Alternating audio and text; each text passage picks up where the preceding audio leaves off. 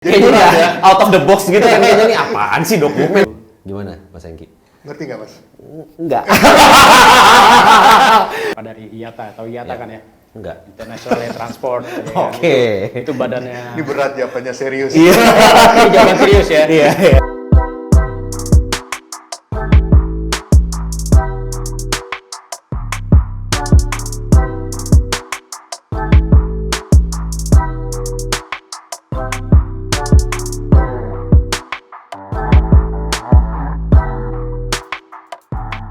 Halo Flight Lovers, ya apa kabar kalian semua? Semoga semuanya dalam keadaan baik-baik aja ya. Ini adalah episode pertama dari channel ini, dimana di channel ini kita semua akan membahas tentang apa saja yang berhubungan dengan dunia aviasi, mulai dari safety, mulai dari behind the desk lah dari dunia aviasi itu sendiri. Kenapa? Karena banyak sekali ilmu-ilmu pengetahuan yang tidak semua orang tahu, dan di sini kita punya narasumber yang sangat-sangat capable, sangat-sangat bisa dipercaya untuk share semua informasi tersebut gitu. Oke, tanpa menunggu waktu lebih lama lagi, yuk kita kenalan dulu sama dua narasumber kita ini. Silakan. Halo, selamat malam. Nama saya Harley. Saya pernah Captain 320, Captain 330, dan terakhir Captain 380 di Middle East. Kalau Mas Hengki. Halo, hai. Saya Hengki. Dulu pernah terbang 737 semua tipe. Terus pernah juga terbang 747. Dan terakhir terbang Airbus 330 di perusahaan di Middle East. Oke, nah untuk episode pertama ini kita akan membahas yang apa sih yang pada umumnya kita selalu ingin tanyakan gitu, yaitu apakah naik pesawat itu aman ya?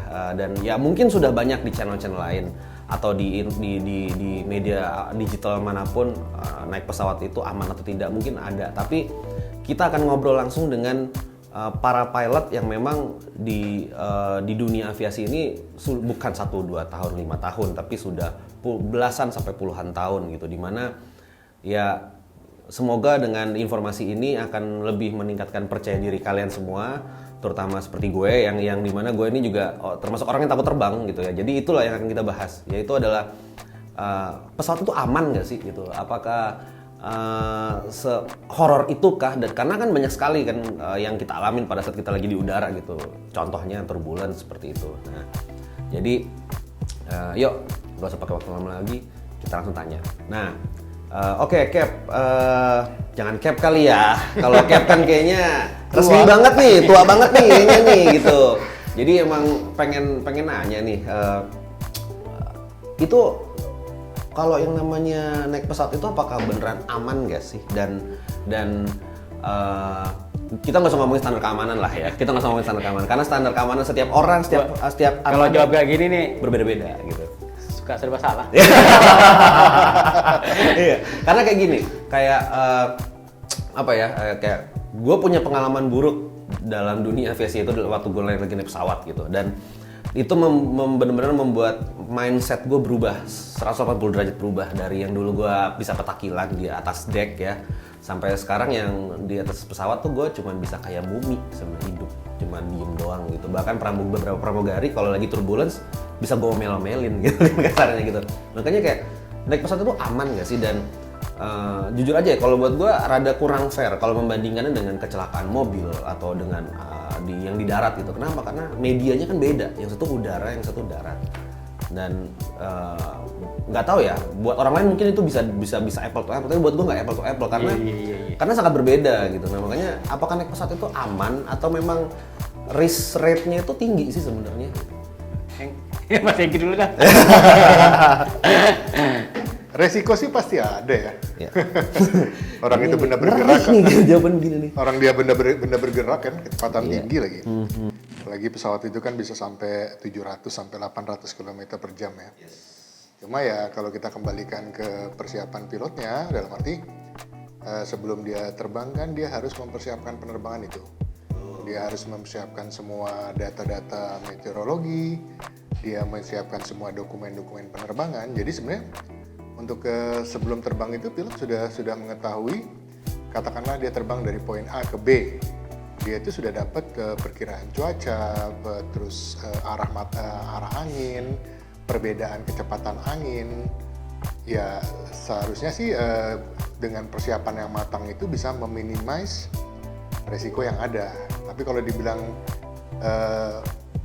saya cuma bilang sisi human error juga pasti ada, ya kan, namanya juga kesalahan manusia. Tapi kalau pilot itu bisa mempersiapkan dengan sebaik mungkin, aman.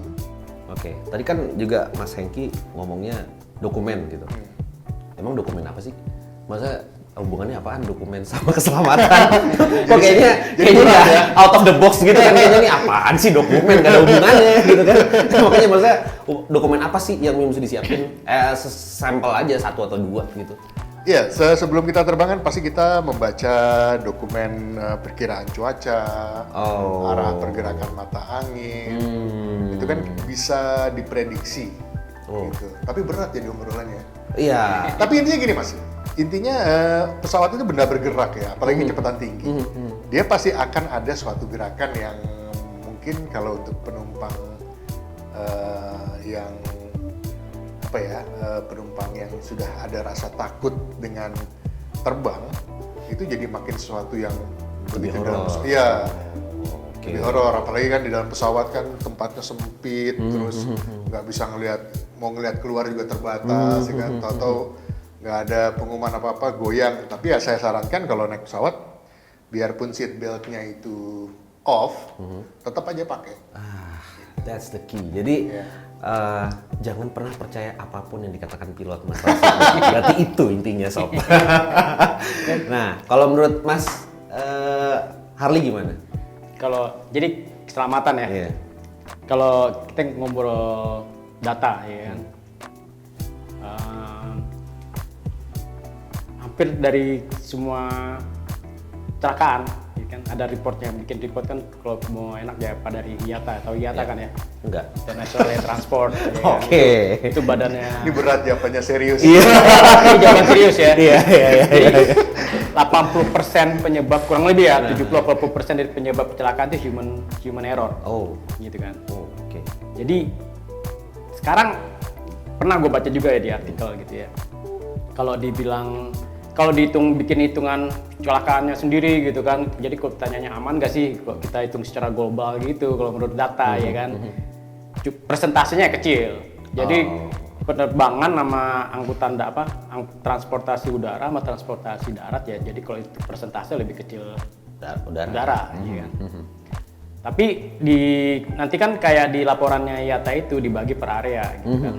Ya ada Asia Pasifik, ada yang daerahnya Amerika Utara, ada yang Middle East gimana ya kan. Nah itu beda-beda lagi gitu ya. Jadi kalau sekarang makanya tadi susah mau jawab ya kan. Jadi yang aman nggak sih? Nah amannya di mana dulu?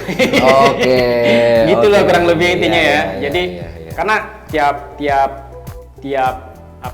kan ini bukan dari saya gitu kan, dari data-data ini ya kan. Jadi emang ada daerah-daerah yang persentase kecelakaannya tuh lebih besar dari daerah-daerah yang lain. Gitu loh. Jadi bahkan pernah ada satu artikel yang saya baca gitu. Jadi dia membandingkan, jawabannya sama, pertanyaannya sama ya kan. Ini menurut data yang dia baca, tingkat keselamatan udara kan kecil ya, kalau persentasenya kecil. Tapi setelah dia urut-urutin per daerah, ada daerah tempat yang dia teliti itu tinggi sekali gitu. Akhirnya diteliti kenapa sampai dia baca-baca gitu kan, penyebab kecelakaan, kejadian-kejadian. Ada satu kejadian yang dia bilang, ternyata pilotnya tuh bahasa Inggrisnya antara dia sama ATC tuh nggak bisa nyambung bahasa Inggrisnya gitu. Jadi, Oke. angkep maksudnya kan ya? Paham. Jadi kalau dilihat berarti memang lebih banyak seperti human error-nya berarti ya? Iya. Bisa ya, bisa enggak, karena banyak faktor ya. Apalagi sekarang kita dengan mudahnya mendapatkan informasi dengan adanya internet ya. Jadi sebenarnya masyarakat awam pun juga bisa melihat gimana track record airline yang akan tiket yang akan dibeli, ya kan. Kita bisa buka kok. Sekarang kan data nggak ada yang bisa disembunyiin ya. Ya di situ sebenarnya juga calon penumpang juga bisa melihat kan, dia mau bayar tiket apa sih, gitu kan. Apa yang dia cari sih, ya kan. Apakah perusahaan ini datanya faktor keselamatannya tinggi atau tidak, tapi itu terlalu terlalu teknis lah ya. Tapi saya pikir banyak faktor kok, karena dari segi pilotnya juga kita bisa lihat kan, gimana pilotnya. Intinya sih aman, karena pilot itu kan mendapatkan training, training. Perusahaan juga mengikuti aturan perawatan pesawat, ya kan. Betul. Seperti hal itu. Okay. Jadi kalau saya bilang kategori aman, iya aman. Tapi ya namanya human error juga salah satu faktor ya.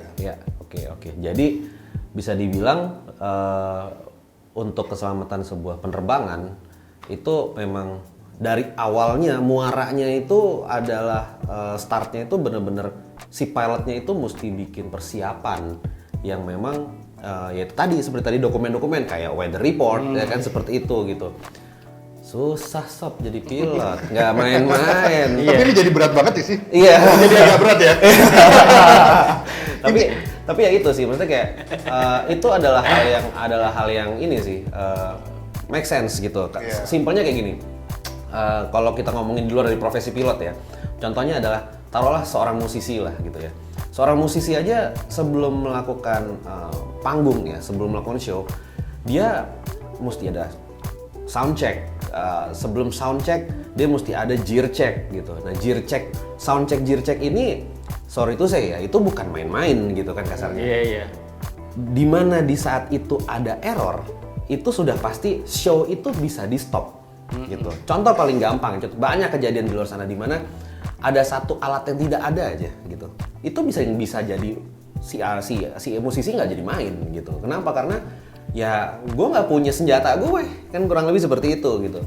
Artinya memang well prepare is very very needed ya untuk sebuah flight lah kasarnya kayak gitu. Ya itu tadi karena penyebab kecelakaan yang jadi ngomong berat gitu ya.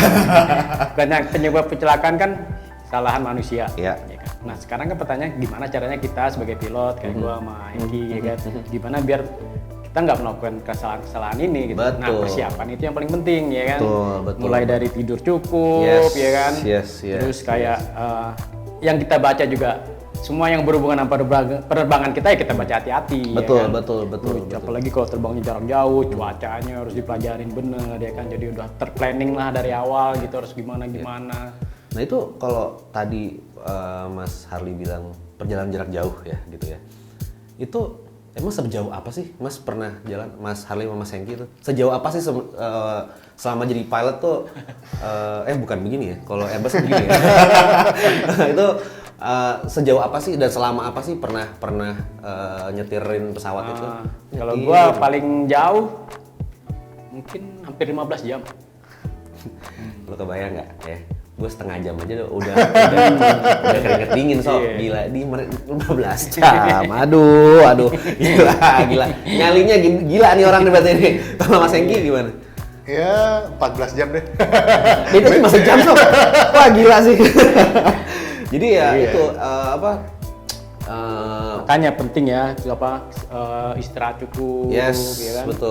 betul. Persiapan. Nah, itu soalnya apa ya, banyak hal lah ya yang pernah orang alamin gitu kan ya, dimana kayak misalkan turbulence kan nggak tahu ya, cuman banyak informasi yang bilang turbulence itu adalah hal biasa segala macam. Cuman buat orang kayak gue ya yang pernah mengalami hal yang bener-bener gila banget gitu ya, nanti gue ceritain kenapa gue bisa bilang gila banget ya gitu. Jadi itu adalah suatu hal yang horor gitu. Kenapa? Karena gue pernah punya lagi terbang cukup jauh ya waktu itu ya, kurang lebih 7 jam ya. Itu sebenarnya mulus, hanya sepersekian detik itu di tengah jalan turbulence, gue memutuskan untuk tidak mau makan Kenapa? Itu horor. Dan di atas kan kalau kita lagi penumpang ada mapnya tuh kan. Itu di atas Laut Cina Selatan. Lah, ya kasarnya kan ya gue masa mati sih. Cuma karena turbulensi yang buat orang mah biasa aja karena di sebelah itu kayak ya turbulensi dia tetap so asik makan aja gitu. Sedangkan gue yang anjrit gila nih orang nyalinya gede juga gitu kan. Gue udah ketakutan gitu. Nah itu turbulensi itu aman nggak sih? Atau bener-bener apakah itu hal yang wajar? Atau itu hal yang memang sebenarnya bisa dihindari kah? Atau gimana sih? Iya, turbulensi itu goyangan ya. Mungkin ada yang belum ngerti. Oh iya, turbulensi itu goyangan dalam pesawat. Ini simpelnya gitu deh. Gitu. Simpelnya kurang lebih ya. Jadi turbulensi ya biasa sebenarnya. Tapi ada turbulence yang harus kita hindarin. Oh, oke. Karena akibatnya bisa bisa membahayakan ya. Mungkin yang paling sering terjadi kan kalau di berita-berita kan sampai penumpang terlempar ke atas lah. Pramugari terlempar ke atas ya kan. Oke. Mungkin sampai ada berita wah kapal pesawatnya sampai bertaburan tuh makanan semua di lantai-lantainya pesawat. Nah, yang kayak gini menurut jadi gimana ya? Mungkin sebagian besar dari penyebab ini sebenarnya bisa hindarin, gitu kan.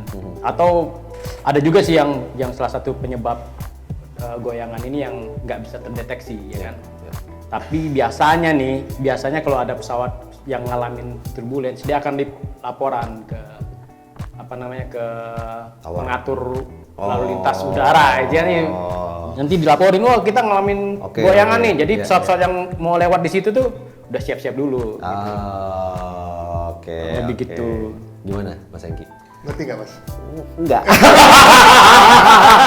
Soalnya bukan pilot dan kayak iya kan karena gini kayak pernah tuh ya ada satu sesi di mana ini kanan kiri kan udaranya awannya nggak banyak nih ya kan. Ini sorry tuh saya dalam hati ngomong ini pilot kutu kupret ngapain masuk awan hitam ini gitu kan. Mati dong gue gitu kan kasarnya. Berarti kita harus ngomongin penyebab goyang dulu ya. Iya, betul. Apa ya kan? Nah, coba Mas Engki coba. Pertama gini, kita ngelihat dari persiapan terbang pilot itu ya. Sebelum terbang kan kita ada perkiraan cuaca, ada peta mata angin, tekanan udara ya kan. Jadi kalau misalnya kita dari poin A mau ke poin B, kita sudah bisa memprediksi dengan membaca peta cuaca itu, yang istilahnya bahasa kerennya flight document lah ya. Keren banget Sob. Ribet ya. Itu kita bisa memprediksi. Terus kita bisa mempersiapkan antisipasi. Satu. Kedua, yang perlu diingat, pesawat itu kan jalan dengan kecepatan tinggi. Ya kan? Jadi bagaimanapun namanya benda bergerak dengan kecepatan tinggi, pasti akan ada goyangan-goyangan yang entah itu smooth, lembut, atau sedikit kasar ya. Oke, jadi kalau dilihat dari faktanya turbulensi itu tentatif, bisa aman bisa enggak, ya kan seperti itu kan. Bener ya udah, ya kan tentatif tuh ya kan, artinya ya terima nasib sob ya. Ya kan pilot juga nggak ada yang mau konyol gitu, ya, cuman memang itu hal yang tidak bisa dihindari ya karena atau gini simpelnya gini, ada nggak sih satu penerbangan ya kita ambil range lah taruh penerbangan 3-5 jam gitu yang tanpa turbulence, ada nggak sih? Kita nggak usah ngomong pesawat raja ya, artinya A380 itu kan pesawat raja tuh, ya kan? Ngeliatnya ke dia dong? Iya dong. Pesawat raja gitu kan, yang kasarnya turbulence apa sih gitu kan, nggak ada turbulence, tapi kan yang memang kasarnya 3,5 jam itu pesawat yang biasa itu ada nggak sih tanpa turbulence tuh ada? Ada. Kalau lagi cuaca bagus, ada itu memungkinkan nggak gitu? Berasa nggak ada. Bisa. Cuaca bagus, terus di peta cuaca kita bisa baca tekanan udaranya sama, pressure-nya sama, ya kan? Ya bisa. Oke. Nah, sama ini juga pernah. Waktu itu pernah juga. Ini maskapai luar negeri loh. Gitu ya. Jadi orang yang kan banyak nih orang yang kasarnya bilang, wah kalau misalkan ini di luar negeri itu pesawatnya pasti bagus. Ada yang bagus, tetap ada yang jelek juga sob gitu ya. Jadi nggak semuanya gitu. Nah kenapa? Karena waktu itu pernah ngalamin. Pada saat lagi landing, itu pesawat tiba-tiba miring. Set. Gitu. Jadi kita ibaratnya kayak ada tangan godem raksasa atau mukul tuh jedong gitu kan minggir. Itu kenapa? Karena kondisinya itu kan kita lagi, itu benar-benar daratan udah kelihatan, udah dekat itu, ban tuh udah keluar kan gitu kan. Ban, ya lah bahasa gue jelek banget ya, ban. Jadi cuman pada saat kita lagi landing, itu kita semua itu teriak di dalam satu cabin itu teriak semua. Teriak kenapa? Karena pesawatnya kelempar ke kiri. Nah itu karena apa sih? Angin gitu ya? Itu atau karena apa sih? Karena padahal nggak ada badai, nggak ada apa loh. Ya banyak faktor. Tapi bisa Ya, sih. kalau bicara angin kan di dalam nggak tahu penumpang. Oh, Tapi iya. yang Benar, tahu benar, kan benar. pilot sama Iya. dapat informasi dari air traffic control kan. Iya. Terus bisa jadi anginnya dari sisi kiri atau sisi kanan, sehingga waktu mendarat pilotnya harus melakukan koreksi. Oke. Nah melakukan oke. koreksi itu kan ya penumpang pasti akan terasa lah. Oke. Iya, susah kalau kita nggak punya data buat pilot ya. Iya, Kalau iya, iya. datanya kurang mau jelasin juga susah. Susah, ya. ya. Tapi intinya jangan takut lah. Penerbangan itu aman karena pilotnya sudah di training, ya kan. Pesawat juga perawatannya mereka punya manual perawatan, ya kan. Terus dari katakanlah pemerintah juga mengawasi, ya kan. Iya. Ini kita bicara apa namanya idealnya ya. Iya sih benar. Idealnya gini ya. Artinya memang nggak ada yang perlu ditakutin ya, nggak ada yang perlu takutin ya.